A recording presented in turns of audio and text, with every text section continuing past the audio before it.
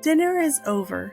The table is half cleared, and there's a faint hum of the dishwasher in the background.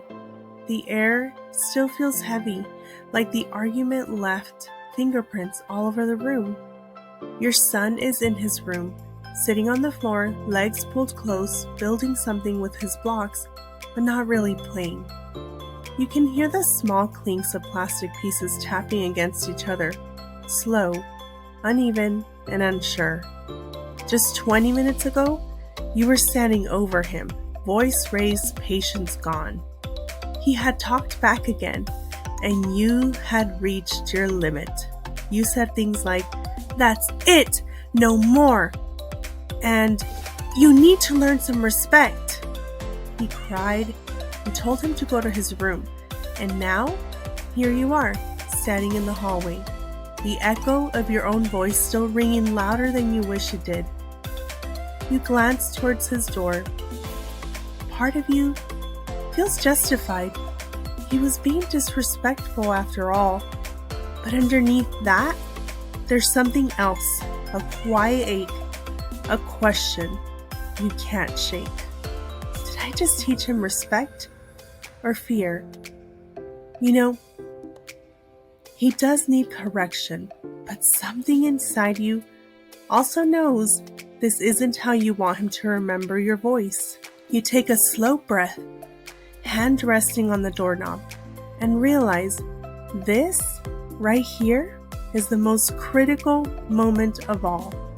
Not the discipline, not the lecture, the moment after. Because this is where you decide, will the story end in distance or in healing? Will your child remember the consequence or your compassion? We'll come back to that moment, because that small choice, the step you take after conflict, is what teaches your child whether love remains when mistakes are made.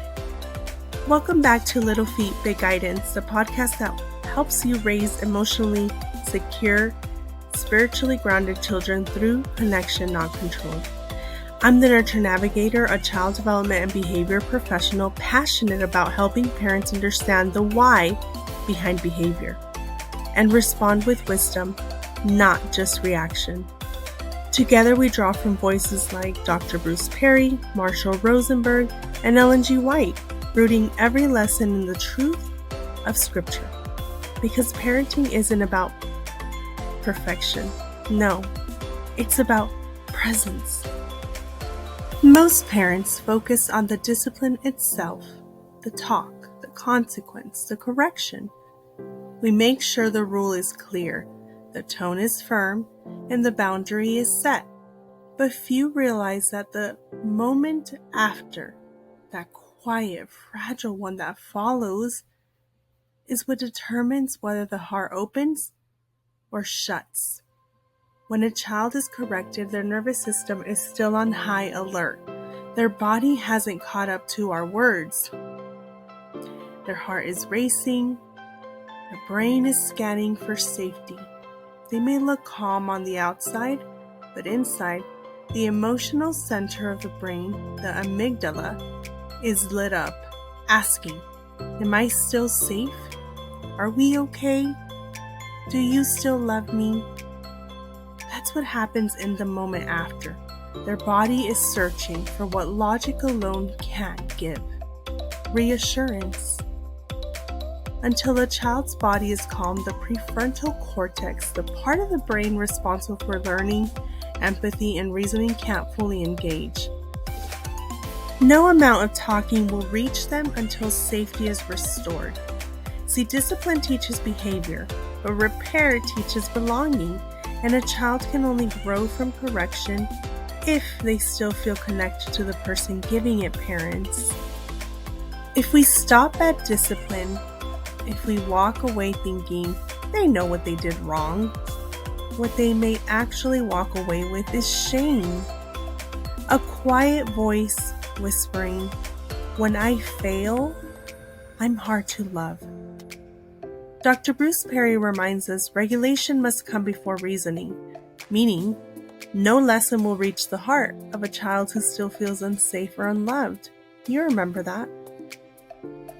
When we help the calm through tone, presence, or gentle proximity, we're not just ending the conflict, we're rewiring the brain to associate correction with love, not rejection. And that's not weakness, that's strength. Because when a child's heart is steady again, their brain opens. And then they can actually learn from what just happened. This is the step most of us skip, the one that turns discipline into growth and correction into connection. Connection before correction, parents, and after it too. Many of us were raised to believe that once the punishment or correction is over, the lesson is learned. That showing softness after discipline undermines authority. But that's not true authority, that's distance. True authority isn't about fear, it's about trust. And trust is what gives your words lasting influence. We were taught to end with control, not compassion. To assume the child would just bounce back. But as Marshall Rosenberg said, at the core of all anger is a need that is not being met. After every conflict, your child has a need to know, are we okay? Do you still love me? Can I try again? When we skip that healing step, we teach our children to self-protect, not self-reflect. They become careful, not connected.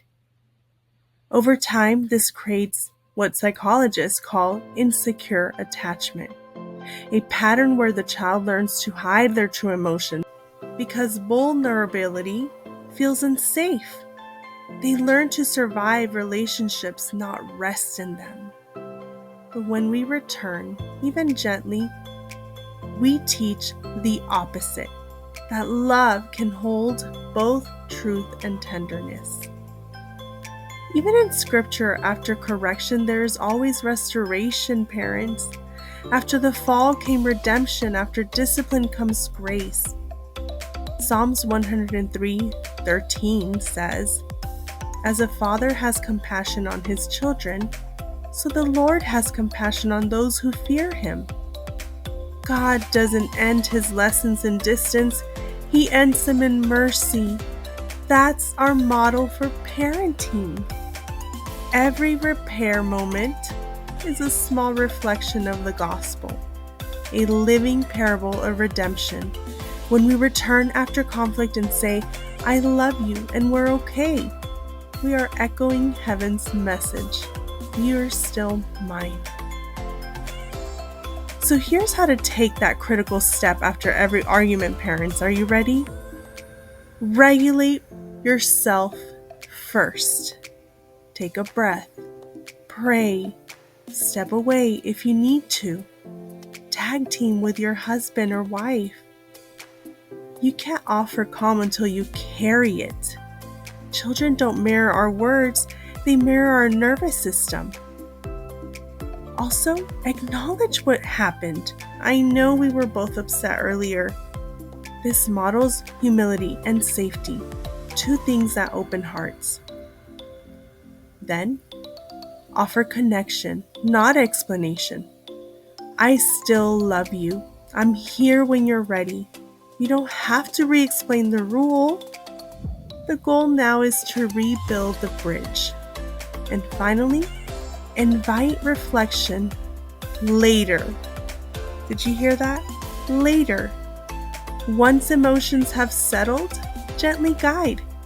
What do you think we could both do differently next time? Repair doesn't erase the consequence. It re-anchors the relationship. It tells your child, our connection is stronger than our conflict. Healing isn't about who was right, it's about who returns. And in that simple act, something shifted, not just in him, but in you. Because love restored always heals two hearts at once. At every stage, toddler, child, or even teens, repair looks different, but it always matters. For toddlers, repair is through touch, a hug, gentle tone, your nearness. For children, it's through words, reassurance, and eye contact. For teens, it's through respect, giving space first, then returning to talk. All of them need the same message beneath it. You are still safe with me. Even if earlier years were filled with more correction than connection, it's not too late, parents. The brain is designed for redemption. Neuroplasticity, the brain's ability to form new pathways, means it can always heal through consistent love and safety. Each time you come back and say, "I'm still here," you are literally reshaping how your child's brain interprets love and authority.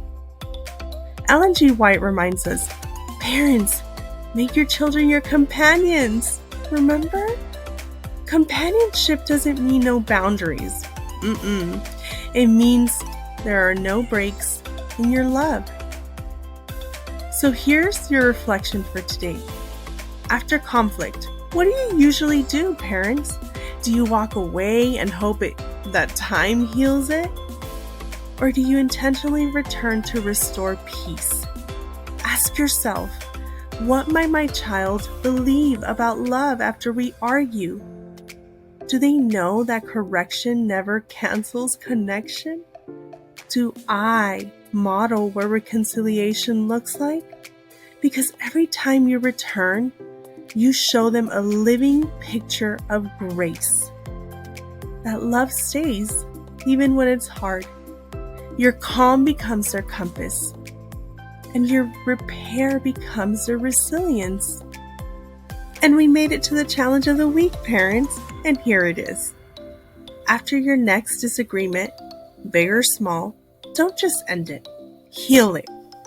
Once everyone has cooled off, take 60 seconds to reconnect. It can be a hug, a few words, or sitting quietly side by side. Say something simple like, "I love you," even when we argue, or "We're okay." That small act rewires their understanding of love and authority and teaches that discipline isn't about disconnection, parents. It's about direction through love.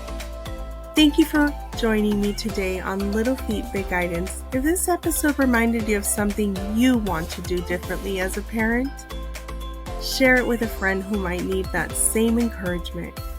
Remember, true leadership isn't just how we correct our children, but how we restore them. If you're listening on YouTube, the platform doesn't always know that you're enjoying this kind of content. And here's how to fix it. Hit subscribe, tap the notification bell, and like this video. It really helps the channel, and it tells YouTube to share more of these heart-centered parenting episodes and helps other parents find them too. Until next time, keep connecting, keep restoring, one little footstep at a time.